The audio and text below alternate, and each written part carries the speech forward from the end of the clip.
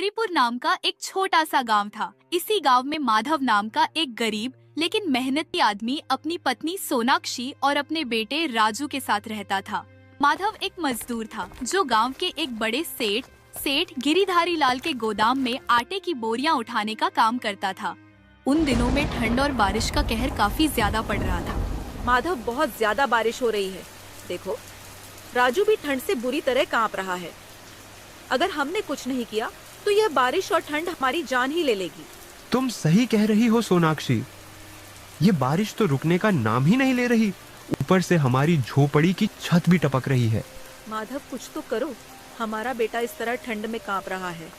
मुझसे इसका दर्द देखा नहीं जा रहा। रुको सोनाक्षी, मैं अभी कुछ करता हूँ। अगर आग ना जलाई तो हम यह रात नहीं निकाल पाएंगे। माधव आग जला लेता है और उन्हें कुछ राहत मिलती है और वह सो जाते हैं। माधव सुबह होते ही काम पर चला जाता है। क्यों ना मालिक से कुछ पैसे मांग लूं, घर पर खाने को कुछ भी नहीं है। अगर कुछ पैसे मलिक उधार दे देंगे तो घर का खर्चा चल जाएगा। मालिक, क्या आप मुझे कुछ पैसे उधार दे सकते हैं? मेरे घर पर खाने को कुछ भी नहीं है, बच्चे भूखे सो रहे हैं। अगर आज मदद नहीं मिली तो मालिक, सच कह रहा हूं, घर पर चूल्हा तक नहीं जलेगा। अरे माधव, पिछले महीने भी तो तूने मुझसे उधार लिया था। अभी तक उसकी रकम नहीं चुकाई और फिर से उधार मांगने आ गया। ऐसा कब तक चलेगा? हर बार मजबूरी बताकर उधार मांग लेता है। मालिक, मैं जानता हूं कि मुझ पर पहले से ही उधार है, लेकिन हालात ऐसे हो गए हैं कि मदद मांगने के अलावा कोई रास्ता नहीं बचा। बच्चे भूखे हैं, बीवी रो रही है, घर में दाने दाने की तंगी है। ठीक है माधव, काम खत्म करने के बाद मेरे पास आ जाना। मैं तुम्हें पैसे दे दूंगा, लेकिन इस बार ध्यान रखना, इसे आखिरी बार समझ और अगली बार देने का वादा निभा। माधव जल्दी से काम खत्म करता है और सेठ जी से पैसे लेकर राशन लाना चला जाता है। माधव जैसे ही राशन की दुकान पर पहुंचता है, वहां कुछ लोग बात कर रहे होते हैं। अरे मोहन भाई, आपने सुना कि इस बार बारिश कुछ ज्यादा ही भयानक होगी? हाँ भोला भाई, मैंने भी यही सुना है। लोग कह रहे हैं कि इस बार कुदरत का कहर बरसेगा और कई इलाके पानी पानी हो जाएंगे। अरे मोहन भाई, पानी पानी क्या, मैंने तो यहाँ तक सुना है कि कच्चे घर झोपड़ियां सब बह सकते हैं, नदी नाले उफान पर होंगे और लोगों को संभलने का भी मौका नहीं मिलेगा। सही कह रहे हो भोला भाई, इस बार की बारिश आम बारिश नहीं होगी, यह तबाही बनकर आएगी। खेत खलिहान जलमग्न हो जाएंगे, सड़कों पर पानी का समंदर होगा और कई जगह जनजीवन ठप पड़ जाएगा। अरे बोल भाई, ये तुम कैसी बातें कर रहे हो? तुम लोग तो बच जाओगे, लेकिन हम जैसे गरीबों पर क्या गुजरेगी ये कोई नहीं समझ सकता। हमारी झोपड़ी तो पहले ही कमजोर है। अगर यह बारिश और तेज हो गई तो हमारा सिर छुपाने का भी ठिकाना नहीं रहेगा। अरे माधव भाई, माफ करना, हम तो बस यूं ही बातें कर रहे थे। पर सच कहो तो तुम्हारी बात सुनकर दिल बैठ गया। सच में, जब यह बारिश कहर बनकर टूटेगी तब सबसे ज्यादा मुसीबत गरीबों पर ही आएगी। हाँ माधव भाई, अमीरों के पास तो मजबूत घर हैं, सुरक्षित जगहें हैं, लेकिन तुम्हारी झोपड़ी, तुम्हारा आशियाना, बस एक तेज हवा का झोंका और सब खत्म। यह सोचकर ही रूह कांप जाती है। तुम लोग तो अब भी चिंता कर रहे हो, लेकिन हमारे लिए चिंता करना भी एक लग्जरी है भाई। हमें तो बस आज के खाने की फिक्र लगी रहती है।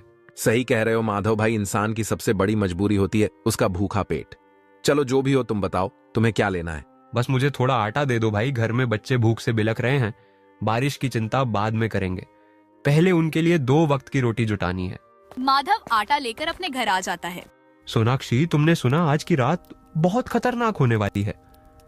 मौसम विभाग ने चेतावनी दी है कि इस बार की बारिश बेहद तेज होगी। हवाएं आंधी का रूप ले सकती हैं। हाँ माधव, मुझे भी डर लग रहा है। पिछली बार भी बारिश में छत टपकने लगी थी और इस बार तो हालात और भी खराब हैं।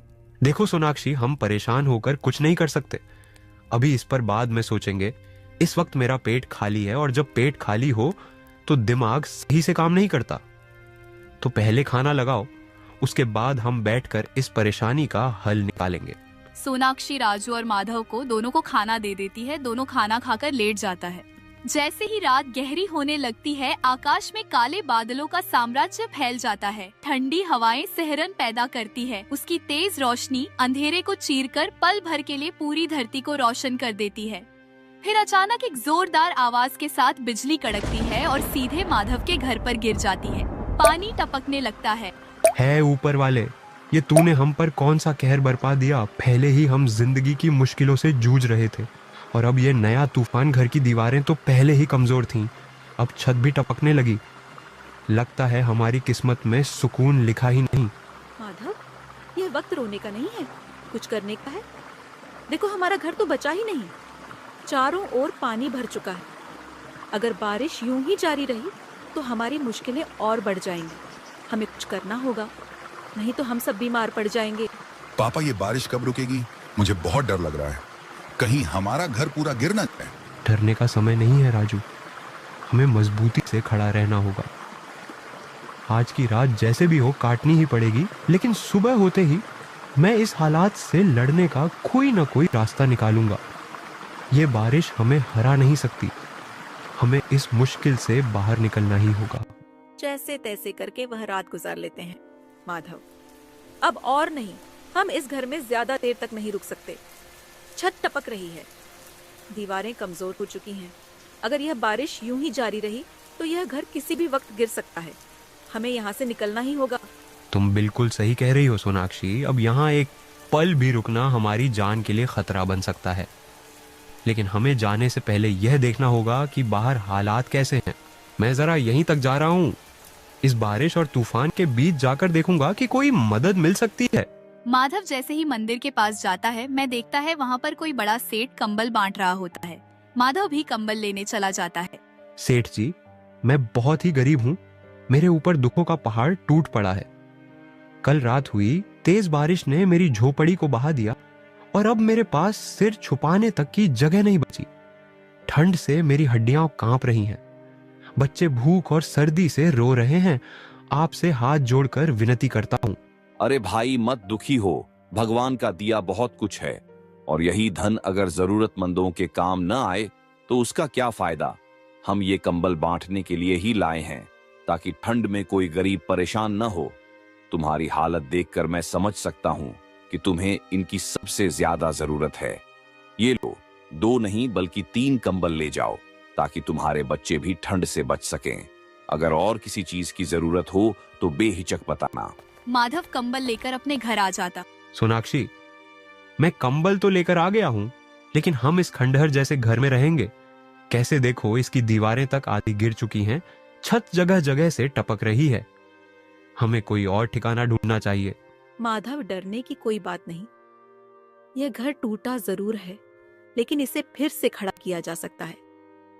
हमने इससे भी बुरे हालात देखे हैं और हर बार हम डटकर खड़े हुए हैं। इस बार भी हार नहीं मानेंगे। लेकिन सोनाक्षी, हमारे पास न लकड़ियां हैं, न कोई सामान और न ही कोई मदद। यह जगह हमें ठंड और बारिश से नहीं बचा पाएगी। हम सब कुछ नहीं तो थोड़ा बहुत तो कर ही सकते हैं। देखो, यह कंबल जो तुम लेकर आए हो, इसे हम छत पर डाल देंगे ताकि बारिश अंदर ना आ सके। मैं अंदर से कुछ टूटी हुई लकड़ियां और ईंटें इकट्ठा कर लूंगी, मिलकर थोड़ा थोड़ा ठीक करेंगे। तभी वहाँ माधव का सेट आ जाता है। सुन बे माधव, तुझे याद है ना, कुछ दिन पहले तू मुझसे पैसे उधार लेकर गया था। तुझे कहा था कि समय पर लौटा देना, लेकिन आज तक तूने 1 पैसा भी वापस नहीं किया। मैं कोई दान पुण्य का धंधा नहीं करता। सेठ जी, मेरी मजबूरी तो देखिए। मेरा घर उजड़ गया, छत गिर चुकी है और इस बारिश में मेरे बच्चों को छिपाने के लिए भी कोई जगह नहीं बची। मैं कहां से पैसे लाऊं? मेरे पास अब कुछ भी नहीं बचा। लेकिन मैं वादा करता हूं, जैसे ही हालात ठीक होंगे मैं आपका उधार चुका दूंगा। हाँ, वक्त दे दूं। और तू क्या समझता है, मैं तेरा कोई रिश्तेदार हूं जो तुझे यूं ही वक्त पर वक्त देता रहूं? मैंने तेरा ठेका नहीं ले रखा। माधव, अब तू काम पर भी नहीं आ रहा तो मेरा नुकसान कौन भरेगा? इसीलिए मैंने फैसला किया है, आज से तेरे घर की यह जमीन मेरी हुई। सेठ जी, ऐसा मत कीजिए। अगर आपने मेरा घर छीन लिया तो मैं और मेरे बच्चे कहां जाएंगे? ये बारिश हमें मार डालेगी। सेठ जी, हम बर्बाद हो जाएंगे। आपके पास तो बहुत धन दौलत है। ये सब मैं नहीं जानता माधव। जब तुझे उधार दिया था तब मैंने तुझसे ये सब बहाने सुनने का वादा नहीं किया था। अगर तुझे अपना घर बचाना है तो कल तक मेरा उधार चुका, वरना अब ये घर मेरा हुआ। इतना बोलकर सेठ वहाँ से चला जाता है। अब हम सेठ जी के पैसे कहां से देंगे सोनाक्षी? कुछ भी समझ नहीं आ रहा। हमारे पास कुछ बचा ही नहीं है। अगर हमने कल तक पैसे नहीं चुकाए तो सेठ जी हमारा घर भी छीन लेंगे। हम बच्चों को लेकर कहाँ जाएंगे? माधव, परेशान मत हो। जब तक हम दोनों साथ हैं, कोई मुश्किल हमें हरा नहीं सकती। देखो, मेरे ये सोने के कड़े, इन्हें बेच दो। कम से कम सेठ जी का कर्जा तो उतर जाएगा, और जो थोड़ा बहुत बचेगा उससे हम अपने घर की कुछ मरम्मत भी कर लेंगे। नहीं सोनाक्षी, तुम पागल हो गई हो क्या? ये कड़े तुम्हारे पिता ने तुम्हें शादी में दिए थे, उनकी आखिरी निशानी है। मैं तुम्हें इन्हें बेचने नहीं दूंगा। हमें पहले भी इससे भी ज्यादा बुरे हालातों का सामना करना पड़ा है। नहीं माधव, कोई लेकिन नहीं।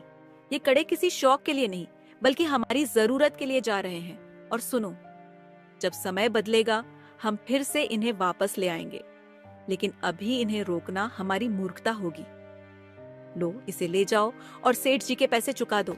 माधव सोनाक्षी के कड़े लेकर सुधार के पास जाता है बचने के लिए। अरे माधव भाई, कैसे आना हुआ? बड़े दिनों बाद दिखाई दिए, क्या काम है? रामा भाई, ये कड़े बेचने आया हूँ, देखिए कितने के बिक सकते हैं। अरे माधव, ये तो बहुत पुराने जमाने का सोना है, अच्छा माल है। लेकिन तुम तो जानते हो बाजार में भाव गिर रहे हैं। मैं तुम्हें इसके 500 रुपए दे सकता हूँ।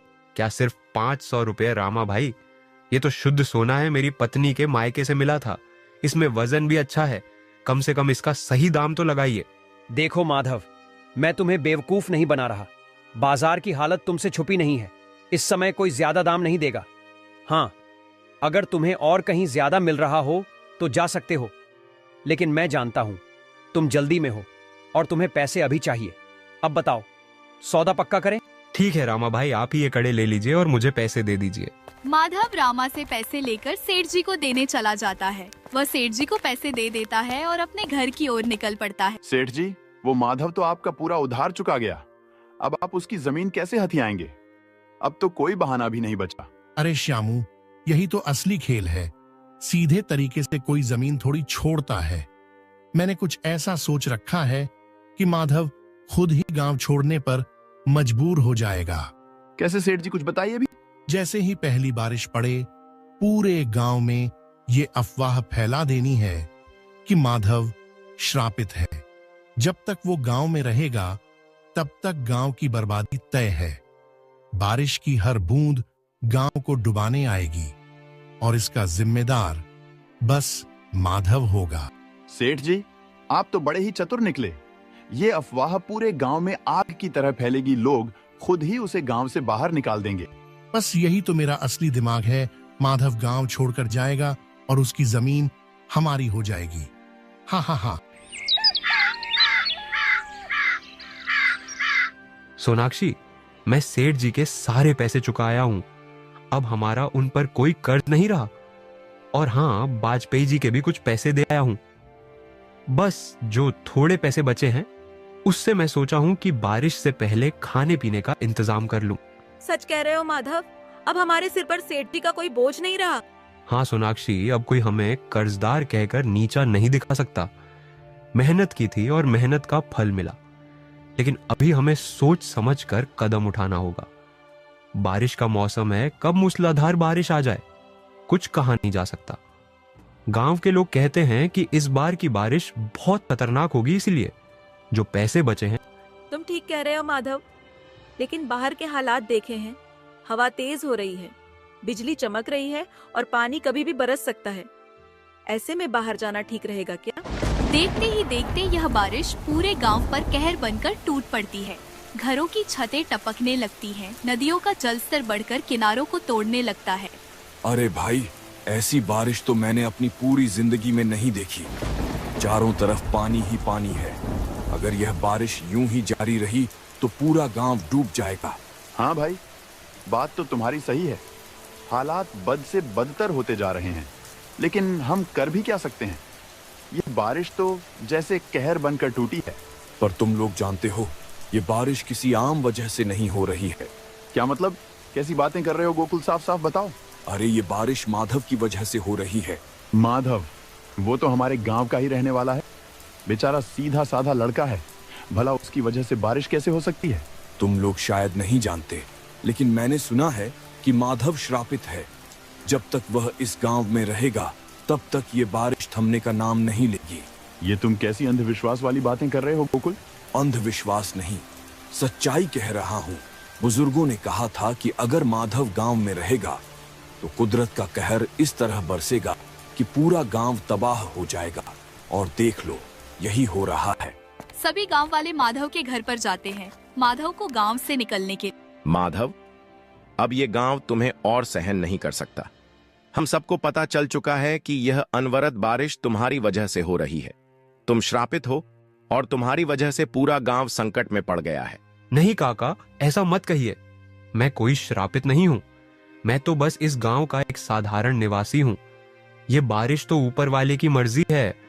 अगर उसने चाहा तो सूरज भी निकलेगा, खेत भी लहलहाएंगे। इसमें मेरा क्या दोष? झूठ मत बोल माधव। जब से तू इस गांव में आया है तब से यह बारिश थमने का नाम नहीं ले रही। खेत पानी में डूब चुके हैं, घर गिर रहे हैं, जानवर मर रहे हैं, और तू कह रहा है कि यह तेरा दोष नहीं। हाँ, माधव को गांव से निकालो, यह श्रापित है। नहीं नहीं, ऐसा मत कीजिए। अगर आपने मुझे गांव से निकाल दिया तो मैं कहां जाऊंगा? मेरा एक छोटा सा बच्चा भी है। हम इस मूसलाधार बारिश में मर जाएंगे। क्या आपकी इंसानियत इतनी मर चुकी है कि एक बेसहारा आदमी और उसके बच्चे को इस तबाही में धकेल देंगे? माधव, हम जानते हैं कि यह कठोर है, लेकिन हमें अपने परिवार और गांव की भलाई के लिए यह कदम उठाना ही होगा। अगर तू यहां रहा तो न जाने और कितनी आफतें टूट पड़ेंगी। तो क्या यह न्याय है काका? इतने सालों तक मैंने इस गांव के लिए मेहनत की, सबका साथ दिया, कभी किसी का अहित नहीं चाहा, और आज जब मुसीबत आई तो तुम लोग मुझे पराया कर रहे हो। हम कोई जोखिम नहीं उठा सकते। या तो तू खुद चला जा या फिर हमें मजबूरन कोई और रास्ता अपनाना पड़ेगा। माधव अपनी पत्नी सोनाक्षी और बेटे राजू को लेकर जंगल की ओर निकल जाता है। माधव, हमें गांव वालों ने अपने ही घर से निकाल दिया। हमारा कोई ठिकाना नहीं रहा। अब हम कहाँ जाएंगे? इस घने जंगल में कब तक भटकते रहेंगे? हाँ सोनाक्षी, ये सच है कि अब हमारे पास कोई घर नहीं रहा, लेकिन हमें हार नहीं माननी चाहिए। हम इस जंगल में रह सकते हैं। हमें बस सही तरीके से जीना सीखना होगा। लेकिन हम रहेंगे कहाँ? बारिश भी थमने का नाम नहीं ले रही और जंगली जानवरों का भी खतरा है। अगर हमने जल्द ही कोई ठिकाना नहीं ढूंढा तो ये रात काटना मुश्किल हो जाएगा। सोनाक्षी, तुम्हें याद है जब हम छोटे थे तो हम पेड़ पर मचान बनाया करते थे? क्यों ना हम एक पेड़ पर अपना घर बना लें? पेड़ पर घर, क्या ये मुमकिन होगा माधव? बिल्कुल। इससे हमें दो फायदे होंगे। पहला, हम जंगली जानवरों से सुरक्षित रहेंगे और दूसरा, बारिश से भी बच पाएंगे। हमने पहले भी घर बनाने का काम किया है तो ये भी कर सकते हैं। माधव लकड़ियां जमा करता है, कुछ ही देर में घर बना लेता है। माधव, यकीन नहीं होता। ये घर तो हमारे पहले घर से भी ज्यादा अच्छा और मजबूत लग रहा है। हमारी मेहनत रंग लाई। अब ना तो हमें बारिश की चिंता होगी और ना ही जंगली जानवरों का डर। सच कह रही हो सोनाक्षी। जब हमें गांव से निकाल दिया गया था तब लगा था कि अब हमारे लिए कोई ठिकाना नहीं बचेगा, लेकिन देखो, हमने खुद अपनी मेहनत से एक नया घर बना लिया। ये सिर्फ एक घर नहीं, हमारी हिम्मत और जज्बे की पहचान है। और यह सिर्फ तुम्हारी ताकत और हुनर की वजह से हुआ है। माधव, अगर तुम यह आइडिया नहीं देते तो शायद हम अब भी किसी गुफा या किसी झाड़ी के नीचे पड़े होते। तुम तो अब बिल्कुल एक जंगल में रहने वाली विशेषज्ञ बनती जा रही हो सोनाक्षी।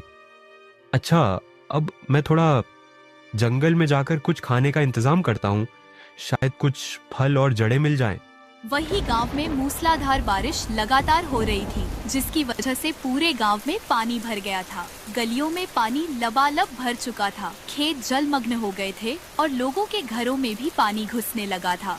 गांव के तालाब और नाले उफान पर थे, जिससे सड़कें डूब गई थी और लोगों का आना जाना मुश्किल हो गया था। अरे, यह गांव तो पूरा पानी में समा चुका है। हमें यहाँ से जल्द निकलना होगा, वरना हमारी जान भी खतरे में पड़ जाएगी। हाँ भाई, ये पानी तो हर पल बढ़ता ही जा रहा है। अगर हम और देर यहाँ रुके तो हम भी इसमें बह जाएंगे। हमें अब देरी नहीं करनी चाहिए। हे अल्लाह, हमें माफ कर दो। हमसे जो भी गलती हुई हो उसे क्षमा करो। अब हमें इस जल प्रलय से बचने का कोई उपाय बताओ। अब बस, हमें समय बर्बाद नहीं करना चाहिए। अगर अपनी जान बचानी है तो हमें जल्द से जल्द जंगल की ओर भागना होगा। कम से कम वहाँ ऊंचाई पर जाने से हम इस पानी के कहर से बच सकते हैं। सभी गांव वाले जंगल की ओर निकलते हैं। जंगल में जाते ही उन्हें माधव का घर दिख जाता है। वह देखकर चौंक जाते हैं कि पेड़ पर यह घर किसने बनाया। तभी माधव आता है। अरे सेठ जी, गांव वालों, आप लोग यहाँ क्या कर रहे हो? आपके पास तो पक्के मकान थे, बड़ी बड़ी हवेलियां थीं, फिर आप यहाँ क्या करने आए हो? जब मेरा घर उजाड़ा था तब आपको मेरे दर्द का एहसास नहीं हुआ, और आज जब आपका पूरा गांव पानी में समा गया तब आप मेरे दरवाजे पर खड़े हो। माधव भाई, हमें माफ कर दो, हमें अपने घर में जगह दे दो। हमारा सब कुछ तबाह हो चुका है, गांव पूरा पानी में डूब चुका है, हमारे पास अब रहने के लिए कोई जगह नहीं बची। हाँ माधव भाई, हम पर रहम करो। हमने तुम्हारे साथ बहुत गलत किया, तुम्हें बेघर कर दिया, तुम्हें गांव से निकाल दिया, लेकिन हमें अपनी गलती का एहसास हो गया है। कृपा करके हमें अपने घर में जगह दे दो। हाँ, याद है मुझे सेठ जी, आपने मुझे गांव से निकालते वक्त एक बार भी नहीं सोचा कि मैं कहां जाऊंगा, मेरी बीवी और बच्चे कहां रहेंगे। आपके दिल में मेरे लिए कोई दया नहीं थी। आपने मुझे बदनाम कर दिया, मुझ पर झूठे इल्जाम लगाए और गांव से निकाल बाहर किया, और आज जब कुदरत ने आप पर कोहर बरसाया तो आप मेरे पास आ गए।